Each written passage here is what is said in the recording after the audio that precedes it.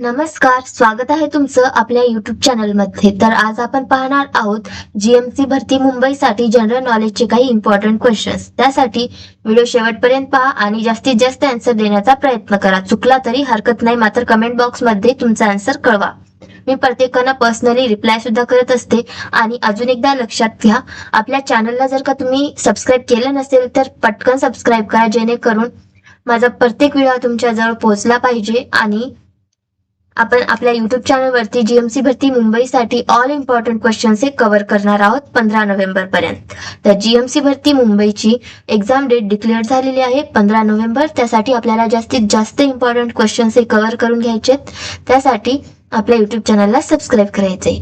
आणि चला आता आपल्या व्हिडिओला स्टार्ट करूयात. तर क्वेश्चन नंबर 1 आहे, ईगल 44 हा कोणत्या देशाचा पहिला भूमिगत हवाई दल आहे? Option A Iran, option B उत्तर Korea, option C Israel, option D France.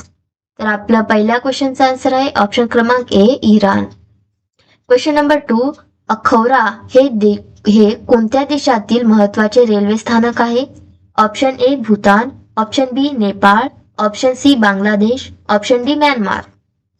तर आपलं योग्य उत्तर आहे ऑप्शन क्रमांक बी बांगलादेश. ऑप्शन क्रमांक सी बांगलादेश. क्वेश्चन नंबर 3, कोणत्या संस्थेने ऑपरेशन AAHI सुरू केले? ऑप्शन ए रेल्वे संरक्षण दल, option B Reserve Bank of India, option C भारतीय तटरक्षक दल, ऑप्शन डी केंद्रीय अन्वेषण ब्युरो. तर आपल्या तिसऱ्या क्वेश्चनचं योग्य उत्तर आहे ऑप्शन क्रमांक ए रेल्वे संरक्षण दल. क्वेश्चन नंबर 4, कोणत्या संस्थेने national innovation conclave on low carbon technologies आयोजित केले? Option A NITI Aayog, option B ऊर्जा कार्यक्षमता bureau, option C ASSOCHAM, option D IIT Madras. तर आपल्या चौथ्या क्वेश्चनचं उत्तर आहे ऑप्शन क्रमांक बी ऊर्जा कार्यक्षमता ब्युरो. क्वेश्चन नंबर 5, कौमी वक्फ बोर्ड तरक्कियाती योजना चे उद्दिष्ट काय आहे? ऑप्शन ए मदरशांचे आधुनिकीकरण, ऑप्शन बी सर्व वक्फ मालमत्तांचे जिओ टॅगिंग, ऑप्शन सी हज यात्रा प्रक्रियेचे डिजिटायझेशन, ऑप्शन डी रोजगार निर्मिती. तर पाचव्या क्वेश्चनचं योग्य उत्तर आहे ऑप्शन क्रमांक बी सर्व वक्फ मालमत्तांचे geo tagging. Question number 6, International Woman of Courage Award 2022 जिंकणारी भूमिका श्रेष्ठ ही कोणत्या देशाची आहे? Option A Bharat, option B Sri Lanka, option C Nepal, option D Myanmar. तर आपले योग्य उत्तर आहे ऑप्शन क्रमांक सी नेपाळ. क्वेश्चन नंबर 7, अलीकडेच बातम्यांमध्ये दिसलेली सामिया सुलूह हसन कोणत्या देशाची पहिली महिला राष्ट्रपती आहे? ऑप्शन ए दक्षिण Africa, option B Tanzania, option C Libya, option D Egypt. तर आपलं योग्य उत्तर आहे ऑप्शन क्रमांक बी Tanzania.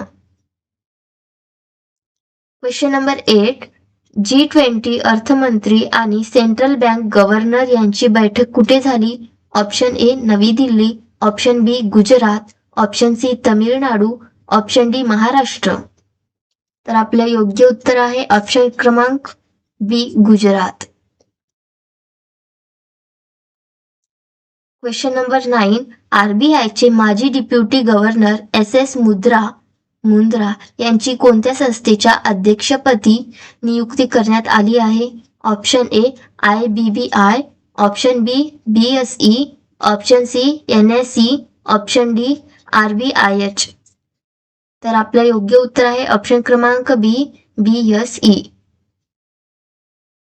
Question number 10, advance pricing agreement APA हा